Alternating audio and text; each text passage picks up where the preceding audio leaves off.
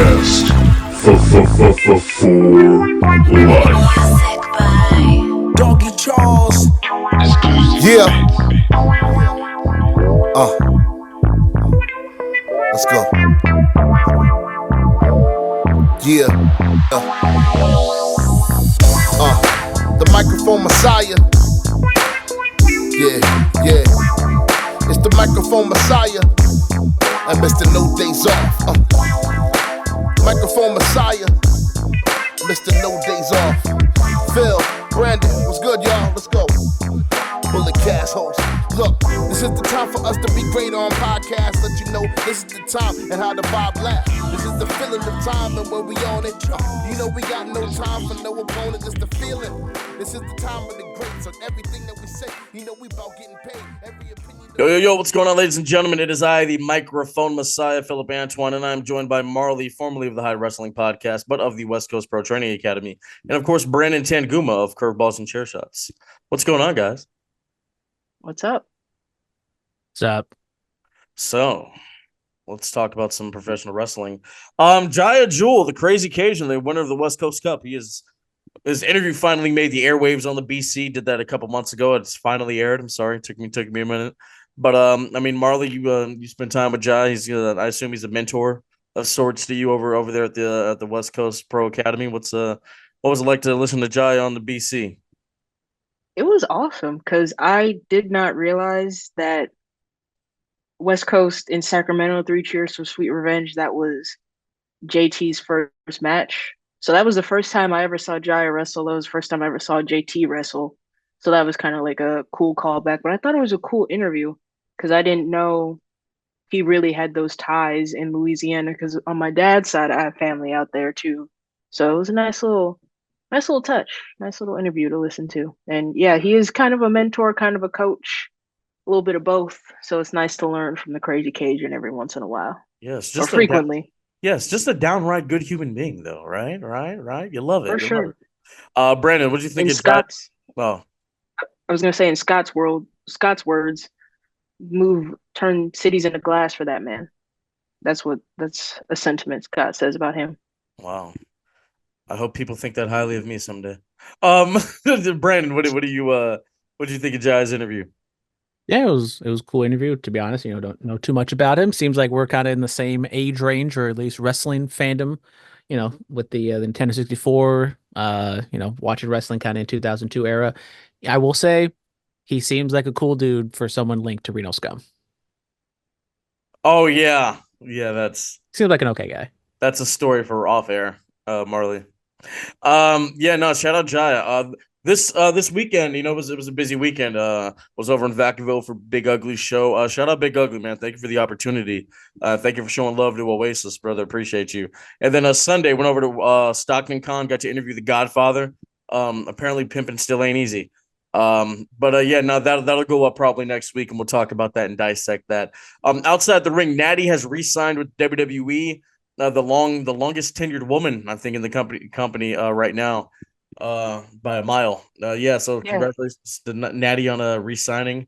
Her knowledge and just her expertise and the work that she's been doing in that Dungeon 2.0 with TJ. I mean, you see videos of guys like Moose going over there and Angelo Dawkins and Nia Jax when she wasn't with the company. She would go over there and train. I think she trained there for her comeback. So, they're doing great work over there, and just the knowledge that Natty and can pass along to the girls coming up and coming in is awesome.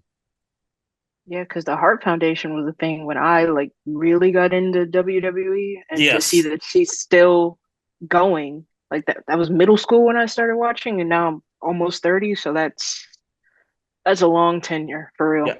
I remember when Natty first debuted, it was like in 2008 on SmackDown. She had the red hair at the time. Yeah, it was a minute ago. Dustin Rhodes, his contract is apparently expiring in AEW in September. Hey. And then he said he's not done, even though he cut a promo 6 months ago saying this is the end of the road or something. So, wrestling retirements. Yeah, there's no such thing as wrestling retirements. So, or maybe Dustin realized maybe I'm gonna get something out of this, and then he hasn't, and so he's like, okay, maybe I'm gonna go back to WWE. Who's actually stayed retired? Sting. What? Okay, That's recent though. yeah. Sting was at Stockton Con too. Heard great things about him. Yes. So well, Dustin, look, let's get this off the table right now. I'm gonna need to see him come in and save Cody. I'm gonna need to see him run in. Will he be Goldust? Will he be Dustin Rhodes? What? These are the real questions. I would like to see a little Goldust return, a little nod. I know. I I think he can be Goldust, but he can be like his face, the gimmick, quote unquote, he is right now. Yeah, I think he could do the Goldust paint and stuff, but still be Dustin Rhodes. I think that would be great. Yeah. Back to the retirement of it all. Like, I guess the way I really look at it, like, like how people retire from a job and then like they'll go and have like a part-time like little job after, you know what I'm saying? Like, well, that's because the American system does not take care of, the elders and how hard it is to get life savings, everything like that. I'm saying, let's say somebody works at Ford for like 40 years, and then they go work like at Rite Aid or like a grocery store for like a little part-time shift. That's how I kind of look at like these retirements. Like Shawn Michaels, he retired, but he came back for a part-time shift. It was a quick shift. That was it. Now, coming out of retirement, maybe like Edge. Edge came out of retirement. He had a full run. And have you heard the Tony Khan comments? No, what? Tony Khan has stated, these are public statements, that Edge's AEW run is the best of his career. Best thing I've ever seen. Best run ever. Adam Copeland's ever done anything like this. I get putting over your brand, but brother, come on. Choices. Better than the TLCs? Better than the first ever cash in? Better than the comeback at the Rumble? I would say, Stone Cold kind of stayed retired. He had that one WrestleMania match. It was a part-time shift. Part-time shift, but has he come out of retirement since? No. He's too busy being a cat dad on his farm. Right. JBL retired. He has. Yeah. I don't really have an issue with Dustin. Like, it's not like, oh, he said he's going to retire. It's just like, I don't know. He made this big deal, and then it's like, oh yeah, now I'm not gonna retire, or I'm not done. It's not like I'm, just appalled, but it was just interesting that he said he was in one part of his life, 4-6 months ago, where he was like very adamant. It seemed like it was like the end of the road. Things change, Yeah. Now contract talks come up, but now he says he's ready to roll, even though he has slowed down a little bit in the ring. Yeah. The man's in his 50s. He was killing it like 4 or 5 years ago. It was hard to expect him to keep it up like that. But hey, man, I don't know, that snap power slam is still crisp. He still hit that thing. Trent Beretta is apparently injured. Do we know what the injury is? I think it's a shoulder or something. I don't know. Okay. Yeah, I thought it was his shoulder. Okay. He got written off on Collision, I believe. I think Orange Cassidy attacked him after a match, or really? Trent cost Orange the match. And Orange, I think it was some sort of wrench that he used to attack Trent, and I think that wrote him off of TV.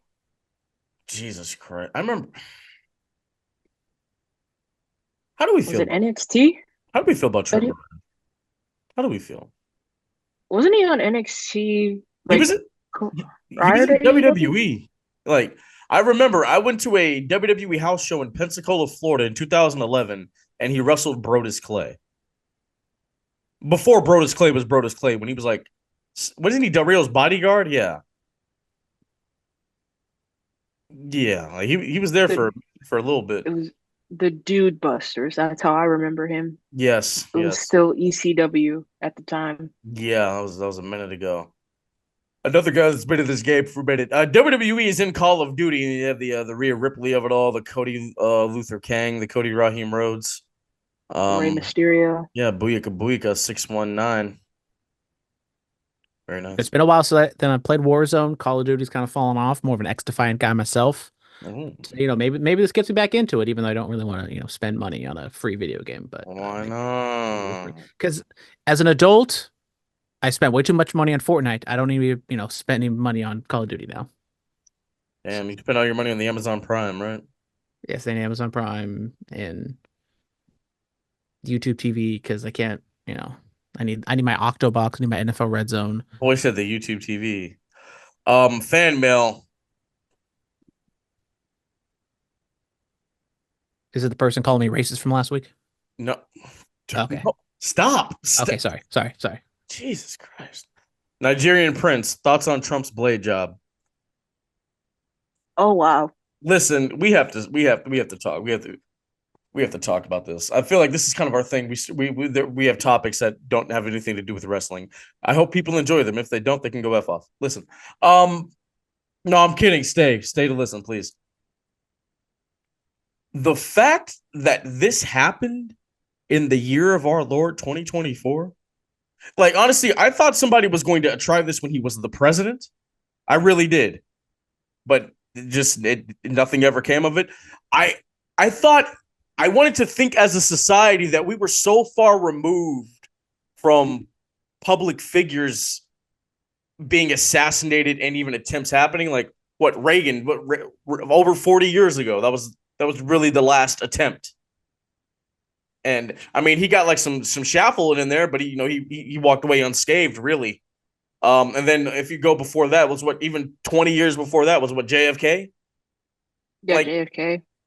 And see Robert Kennedy too. Well, yeah. I mean, he was running for office. Yeah, that was 5 years after JFK. But here's the thing with the JFK one: that's long lens footage that we've all seen it. That image would have changed people. It would have changed us. Like, oh my God! Like, could you imagine if it, like, God forbid, it had connected? That would have been disturbing footage. Now, Trump is who he is. I'm not a fan. I've never wished bodily harm on him because it's F him, but I don't. But yeah, this was something that happened over the weekend. What are our teas, Marlee? What are your thoughts? I don't have many, considering AEW Collision can't catch a break. I know, right? Considering the topic of conversation, I don't have too many thoughts on that. I mean, it happened. Yeah, it did happen. Do you remember, like, wow, somebody tried this, or T's and P's to the bullet? Man, Brandon, what are your thoughts on this? I mean, guys, crazy idea. Let's not try to shoot politicians. Let's just not try to shoot anybody. All right? Well, yeah, let's not do any of that. But T's and P's to the firefighter who died, and then some of the people who got critically hurt. Don't know what happened to them. But yeah, Saturday was absolutely crazy because I was like doing my weekly grocery shopping, and I sit in the car and I go on Twitter because I'm addicted, and I'm like, oh, my entire timeline just filled up with Donald Trump getting shot. I'm like, you're addicted to Twitter. You're gonna move to Texas like Elon. You're gonna go where the headquarters goes. No, I mean, what? I'm addicted to Twitter, not Elon. I'm not one of those Elon stans. Okay. There are Elon stands? You don't. Oh, there are plenty of Elon stands. I've never met one. I hope I don't. Yeah, the meme. He will tweet out the stupidest meme that is like not even remotely funny. It'll get 250,000 likes. Look, the memes that came of this are the internet. I thought it was a joke at first because I was on TikTok when it first came up on my For You page, and then I went upstairs, talked to my mom. She's like, they tried to shoot Trump, and I was like, oh, so that wasn't edited video, that was real. Bro, the fact that they put his face on 50 Cent's body, and the fact that 50 Cent had a concert the same day and put the image up on the screen.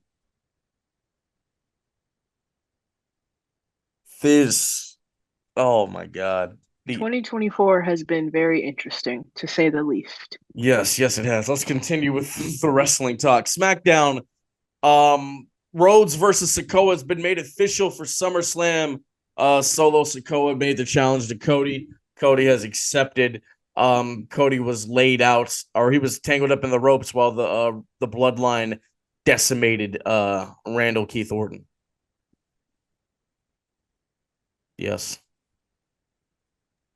Yeah, just a simple beatdown angle to put some heat on the bloodline, and this match isn't like surprising that they're going to Solo and Cody, but it just doesn't really feel as hot or like interesting. I think is what maybe people could have expected, just because no one expects Cody to lose this match, and I think everyone's just anticipating Roman to come back. So I think people are more intrigued of Roman than Cody right now, and Roman's not even on the show. Yeah, I'm gonna have to agree. I feel like this match was really only put together to set up Roman's return. I could be proven wrong because Triple H has been proving me wrong in 2024. But do they pull the trigger, or do we still need to wait for a little bit more build up? I think we need to wait for some build up. Yeah. Well, before this match was made or the challenge was laid out, Jacob Fatu took out the tag team champions. He busted out the moves that people have been waiting to see. Actually, no, there's one more that he does that he hasn't busted out yet. But yeah, Marlee, thoughts on Big Oos taking out DIY? The locker room should be scared from what I've seen, both in WWE and on the Indies. Jacob Fatu is a beast, and I feel like there's more in the tank. They're probably holding him back because he needs I would like to see Jacob in a big match where he can put out all those moves, but I don't know. They're making him look really strong, making him really look like an enforcer. Do you think it's Jake versus Randy at SummerSlam?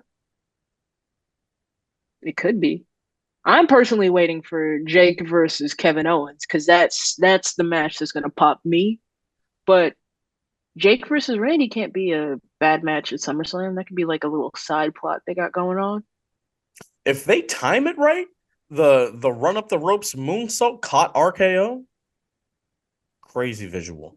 Brandon, thoughts on Jake taking out the tag team champs? I mean, it's clear that they're building up Jake to be a killer, and he's maybe from a psychology standpoint, I don't know why you bust out those moves here against the tag team, against the tag champs, when he doesn't really have an issue with them. He's just kind of being a monster for the sake of being a monster. But it was definitely impressive. It kind of puts over like, oh my god, he can do all these things. He's a maniac. So it was cool because we've seen them before him doing on the indie scene. But when it comes to like the SummerSlam, Randy, Kevin, I don't think it really matters. I think regardless, Jacob would win either one of those matches. It's a fire in the chamber. Maybe or bullet released out of the chamber. Maybe Tamatanga Tangaloa will go after the tag team champions. Maybe that'll be set up for SummerSlam now. Let's hope they don't botch the finish.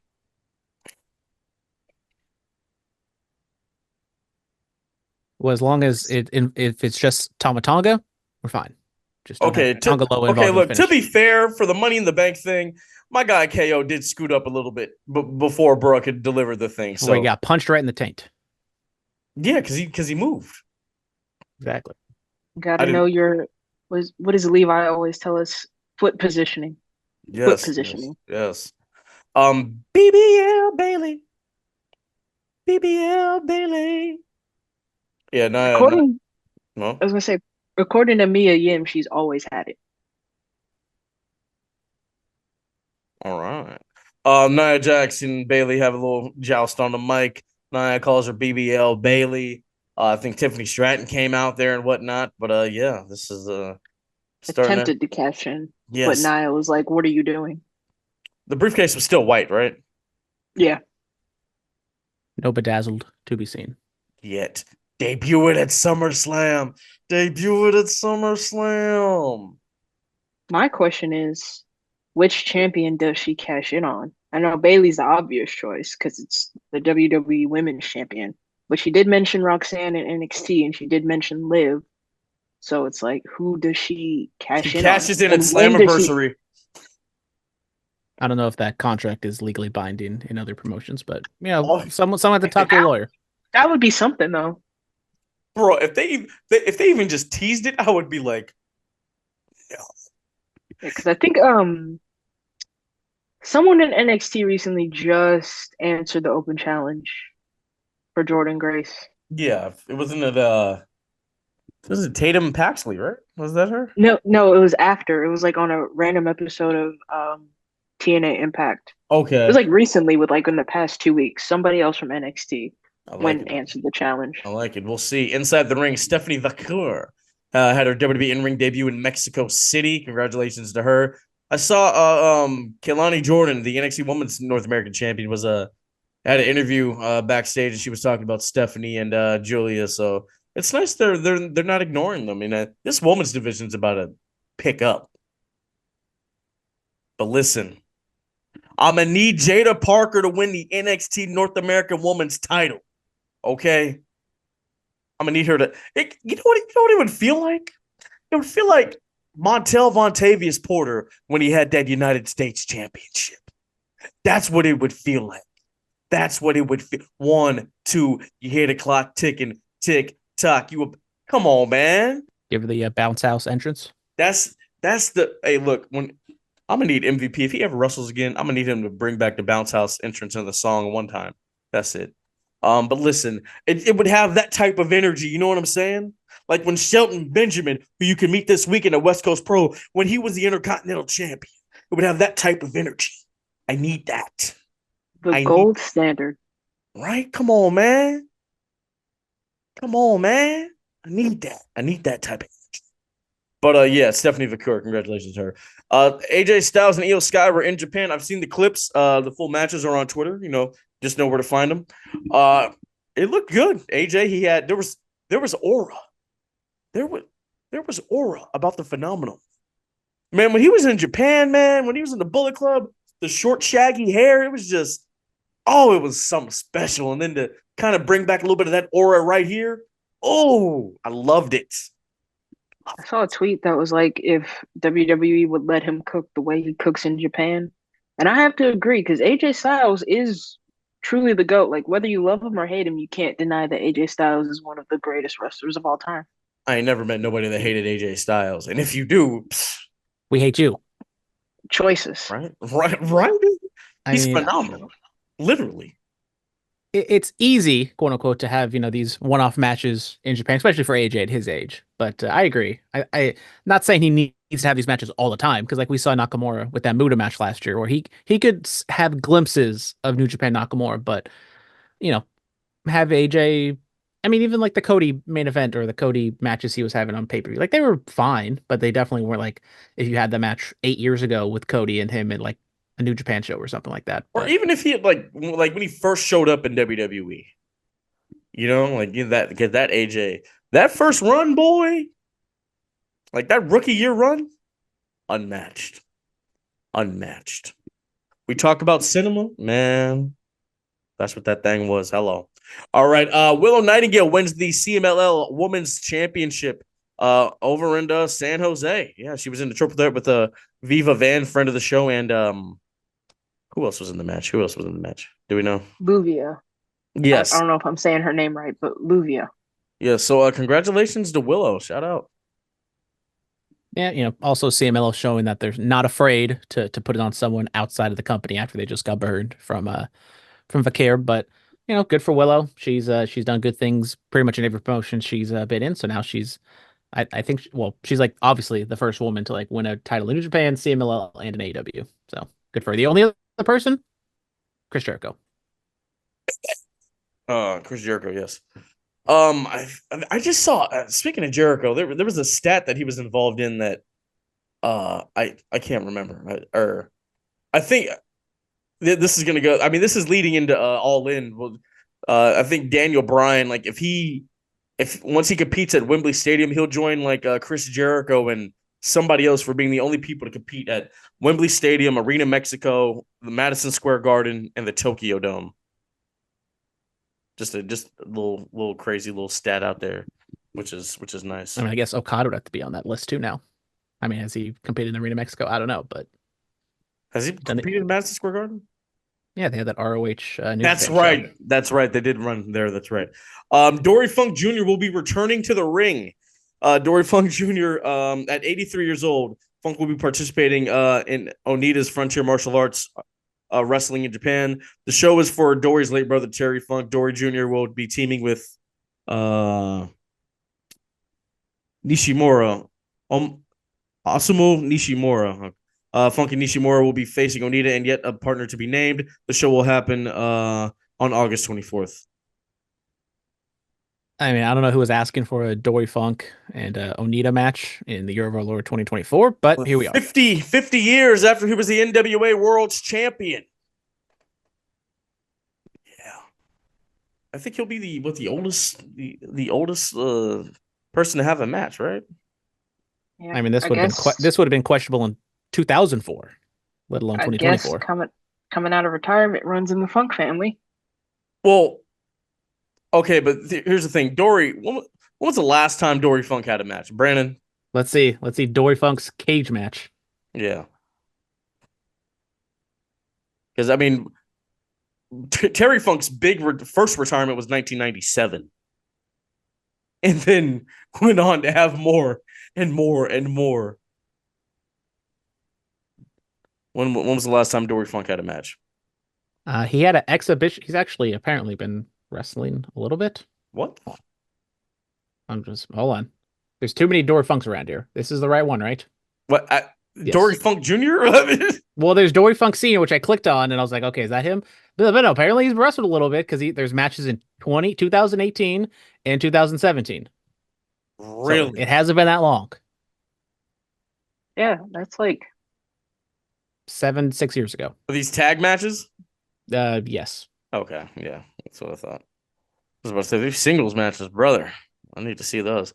All right, NXT No Mercy will be returning on September 1st, and then NXT Halloween Havoc will be on October 27th. So the next two, because they have one in August, right? In NXT PLE.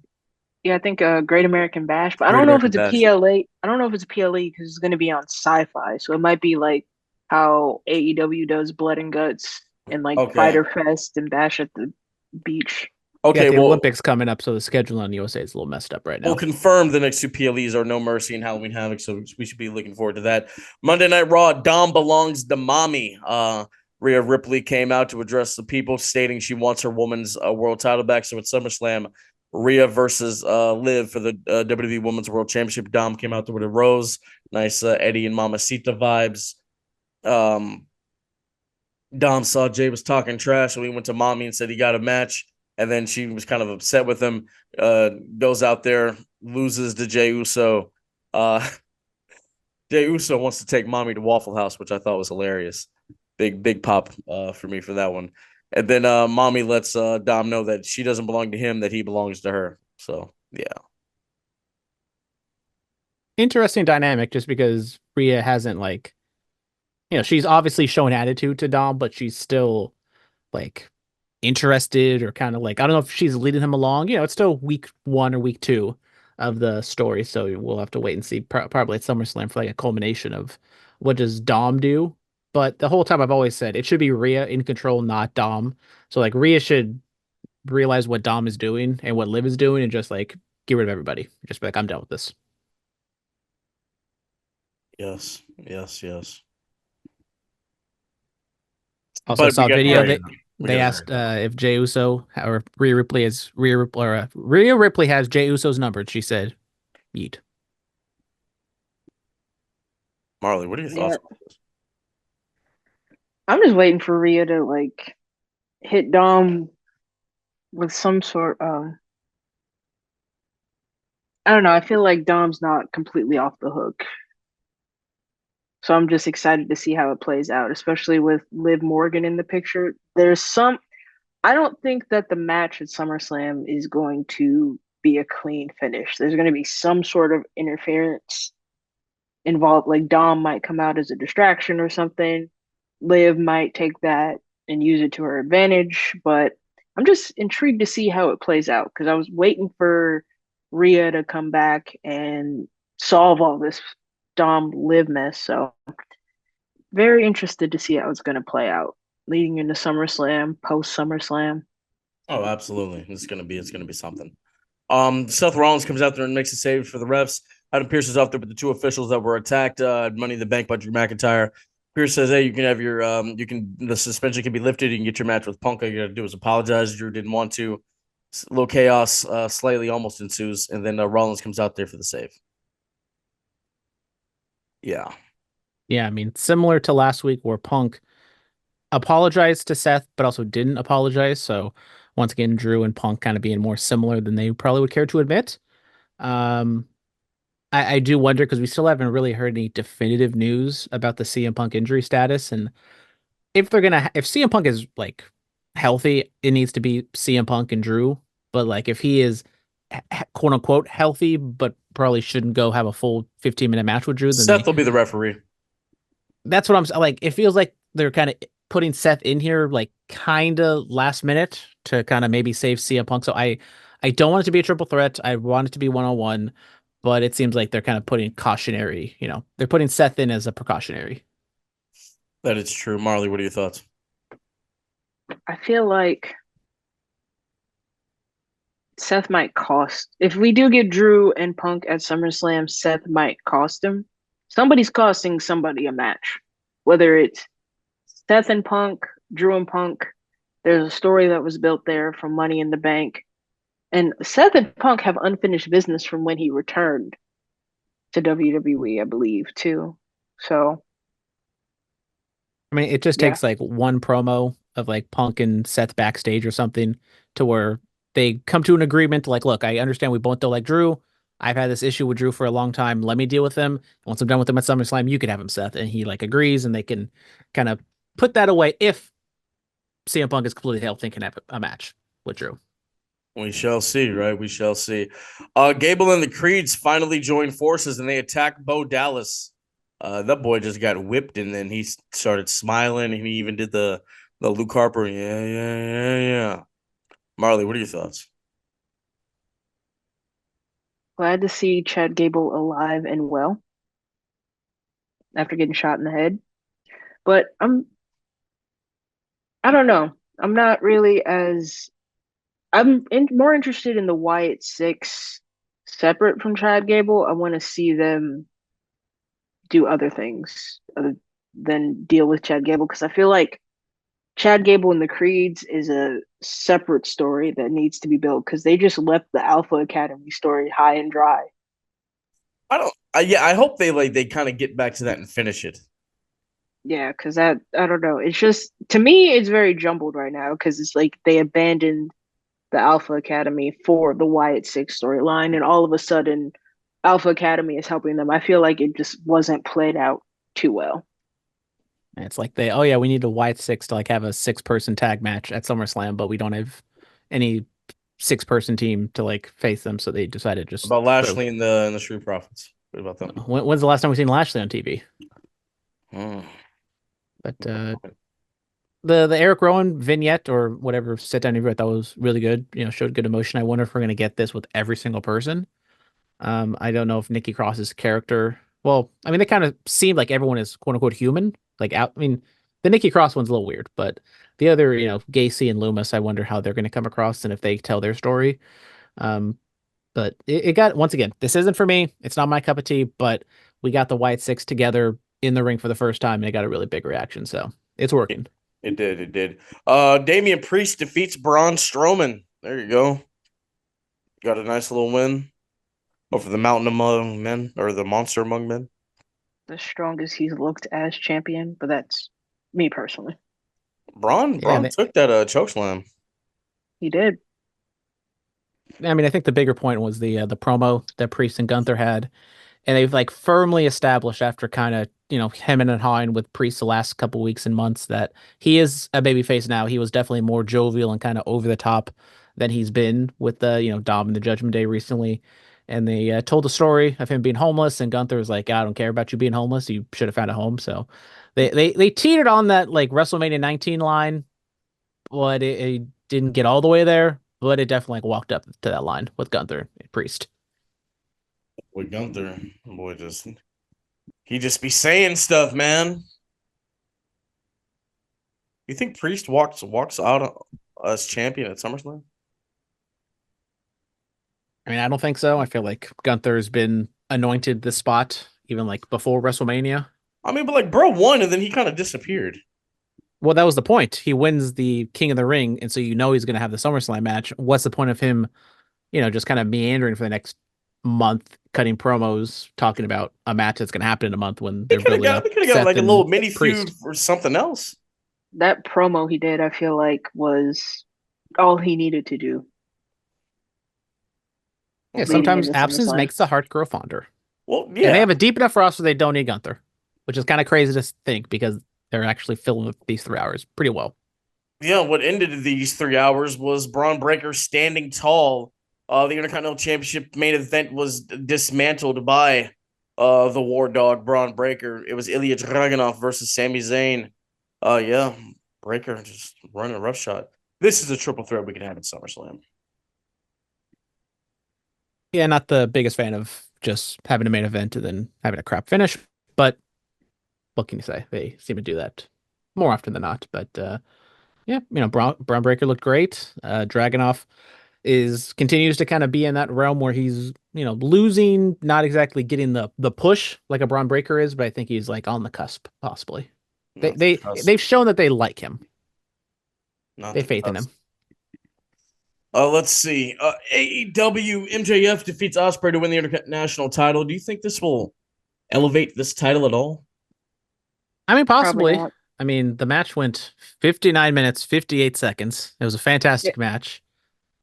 Only problem is it happened in front of like 3,000 people, which is kind of the case for this entire show. It's like it's an anniversary show, 250 episodes of Dynamite, and you only drew 3,000 people. Like, I get it. It's in Arkansas, not the biggest market in the world, but I mean, could we at least get like 5,000? Should he schedule the anniversary shows to kind of happen in like bigger markets?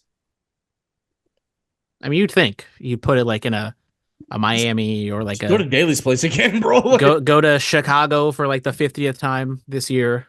Yeah, I think Dynamite 250 definitely should have happened at Daly's place or one of their normal big venues, and I feel like MJF and Ospreay should have happened at All In versus like a random Wednesday night because it took up the first hour of Dynamite, and there was only like 2-3 matches after, and it was so fast that I didn't realize that Dynamite.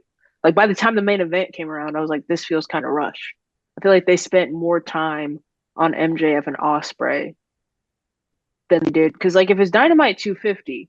Why are you only showcasing MJF and Ospreay? Where are your pillars? Where are the because MJF and Ospreay people? Are two of their biggest talents right now? But I'm just like prior, like where's the foundation? Like if it were me and I were booking my 250th episode, I'd include the people who are currently on the roster who were there since the beginning. Like, yeah, Nyla Rose got a match on Dynamite, but I feel like they just took up way too much time for an anniversary episode. I mean, I don't think every anniversary show needs to be like a nostalgia show, especially like 250. Like, yeah, it's a cool number, but it's not like it's a it doesn't 500. Even need yeah, I would rather see like 300, 500, but an hour for one match? I mean, last week I said I had my antennas up that this was going to get to a draw, and they teased it. They got 2 seconds away from it being an hour draw. And at first I wasn't paying attention. I thought it was just going to be a 30-minute match, and then they went to like 30 minutes, and I'm like, what happens? Then I like rewind and make sure Justin Roberts said 60 minutes, and they went balls to the wall for 60 minutes. I mean, very similar to that Danielson MJF Iron Man match at Revolution, where there was not very many rest holds. It was just they went straight at it for almost 60 minutes, and it was a great match. You can get from the technical side of Ospreay selling his knee and shoulder, and then he pulls off these like spectacular moves from time to time. But MJF's the champion. I don't know what this means for Ospreay at All In, but I mean, they did put over the fact that Ospreay has had 25 matches in 6 months, while MJF has only had 3. So that was definitely the selling point from the announcer standpoint. That maybe, and they did the stupid Tiger Driver finish where Ospreay's like, "Oh my god, I'm gonna hit the Tiger Driver," and then he just hems and haws for like 30 seconds, then he ends up losing, which I thought, I mean, the finish was kind of stupid, but everything else, the other 59 minutes were pretty good. I get what Marlee's saying though. You don't do show some love to like other people who have been there since the beginning. You don't have to do everybody, but just a few. Throw out there. Maybe a little callback, or actually no callbacks because nobody. Well, I did see Ospreay kind of did a callback. He did the crossroads during his match, but Okay. that was like really the only notable callback. Like I guess Darby had, well, that's farther on in the episode, but Darby had a spot, Jack Perry had a spot, Nyla Rose again had a match. So I Guevara? guess they had some. Sammy Guevara has been banished to the Shadow Realm. What did he do now? Yeah, where has he been? I forgot all about him. Not even gonna Sammy lie. Guevara. Well, I don't remember the last time I saw him. He got suspended apparently. Oh, yeah, When was this? the Jeff Hardy thing when he Jeff Hardy got concussed and then he like kept wrestling. Mm. That was like months ago. I think it's more of a creative has nothing for you right now. There's creative there? They try. We'll see. The Acclaim joined Blood and Guts. Okay, so they're going to be in this this match against the Elite. Yep, because reasons, I guess. What happened to Daddy Ass? I mean, he wasn't there. I mean, the Blood and Guts build in general just seems very like mid 2010s WWE. Like, oh, it's Blood and Guts time, so let's just have a Blood and Guts match that has very little storyline or reasoning. They're just having a match for the sake of having a match. There's no, like, even the Young Bucks cutting a promo like, oh, after we win this match, we're gonna have all the power. What does that even mean? You guys won the match at Double or Nothing, and that didn't do anything. We still have Christopher Daniels running around. Apparently, Tony Khan is fine after the pile driver months ago. Yeah, this is just the Swerve Hangman dynamic is fun. They tease it at the end of the show. Outside of that, do not care about this Blood and Guts. Yeah, no, it's kind of a weak Blood and Guts for me personally. Like, I wish I mean, you could have timed it out to like, I know you want the gimmicks to kind of, well, 250 only sold like 2,800 tickets. You could have put Blood and Guts as the 250th show in Nashville, try to make it like the super show. But Could have what done do I that, know? but they didn't do that. Like, have Blood and Guts this week and, have MJF Ospreay hour 1, have Blood and Guts hour 2, and you're pretty much set in stone. Maybe have, a couple filler matches in between, but Minoru Suzuki versus Jericho next week, huh? yeah, they teased this before Forbidden Door. We thought it was going to be Suzuki and Jericho. Wasn't the case. It was just a tag team match. And then Suzuki comes out and hands Jericho a piece of paper. So it's him and Jericho, FTW title. Lee and Big Bill are banned from ringside. So who knows what the hell that means. So, Means Jericho's gonna die. Murder Grandpa is in the building. but that also could mean we're going to get another person added to this, because if those two are banned, this other person who's a branch or whatever their names are called isn't banned. Brian Keith, he's hurt, so yeah. Well, not anymore. Oh, he's not? His arms are working fine to me. No sling Yeah. anymore. Maybe And he'll Adam Priest I think he had to vacate the DPW title, and Adam Priest ended up winning it. Yeah. Mariah May cut a promo. How was that? She said a whole bunch of words, but then kind of didn't really say anything, to be honest. And also those stupid what chants like pissed me off. But Huh? Yeah, she is great at imitating Tony Storm. I will say that, because she came out as timeless Tony Storm, and I really thought it was Tony Storm for a second. It's like a Ms. Dow thing. only they actually look the same. Well, I mean, Yeah. Ms. Dow, I should, he Hey, did a great job. He that doesn't get talked about enough. I mean, WrestleMania 31, he should have won the Andre Memorial Battle Royal. He was over, brother. who won Ms. that Dow year? was over.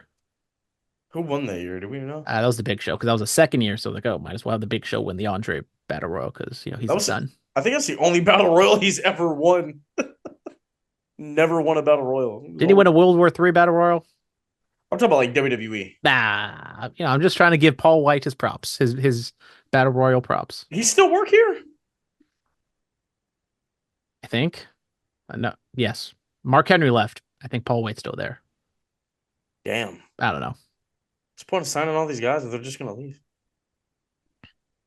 No clue. It felt like it's just people were just getting like. I felt like for a period of time, all these they're all elite, all elite, all elite was just going everywhere. Rachel Ellering, All Elite. Who? Rachel Ellering. Oh, shout out Paul her. Ellering.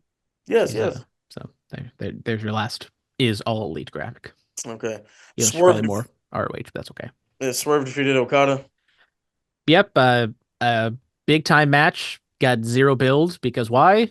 There was a shit finish. The Young Bucks come out to attack Swerve for the DQ, and then we get a big old schmoz, and then Darby repels from the rafters. Didn't look as cool as Sting because Darby was wearing like his fishnet shirt, and it didn't look as cool like when Sting had his trench coat on. Was Tony Schiavone like, it's Darby? Yeah, he did that whole Yes. thing. Oh, I don't know what Tony Schiavone was on something today. He was like Oh. all over the place. whoa, hey, bro. I mean, he was like cursing out MJF. He was telling Mariah May to like speak bitch or something. Tony Storm or Tony Schiavone like had an extra Red Bull or something. I don't know what's up with him. Yeah, he was definitely on something. That's He got into Shawn Michaels fanny pack, if you know what I'm saying. he had some dip. I mean, Might have went skiing. I don't know. yeah, might have won a 2-for-1 in the Shawn Michaels fanny pack. You never know. Gotta hit the slopes. It was snowing in Arkansas. You And know, Little Rock. if it ain't snowing, I ain't going. Pause. Anyway, listen. There's wrestling going on in the Bay Area this weekend.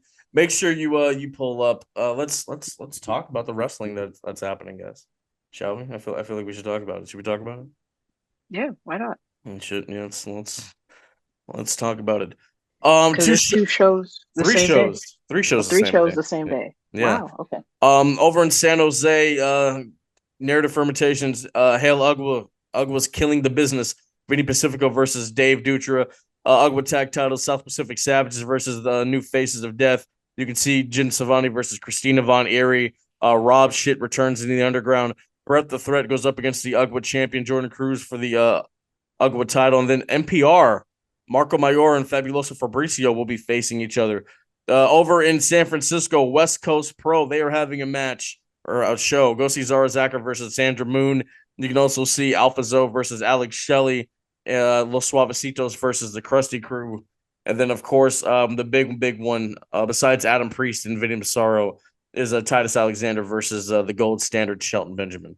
So that. And then, of course, Puppet Wars is going on, I believe, in San Ramon. I believe that's where they're having a show. I'm waiting for it to pop up so I can have the confirmation of it all. Is that San Ramon? No, it's Alameda. It's going on in Alameda. Yeah. There's a big 8-person tag. It's Blood Bond 64. This going up against Jekyll's, Rob Hands, Dave Reckoning, and Beatrice Domino. So go check that out. If you're in any of those areas, go check it all out. Thank you guys so much. As always, be safe and stay tuned. Look, this is the time for us to be great on podcasts. Let you know this is the time and how the vibe lasts. This is the feeling of time and where we on it. You know we got no time for no opponent, just the feeling. This is the time of the greats on everything that we say. You know we bout getting paid. Every opinion of wrestling, you know we got the truth in it. Every time you know that we on, this is the movement. You know the Bullet Pass podcast been on. You know the time we on, the feeling. This is the time of dealing. We living life of everything that we feel is moving right. West Coast, you know we moving on. Metaphor Messiah, microphone Messiah.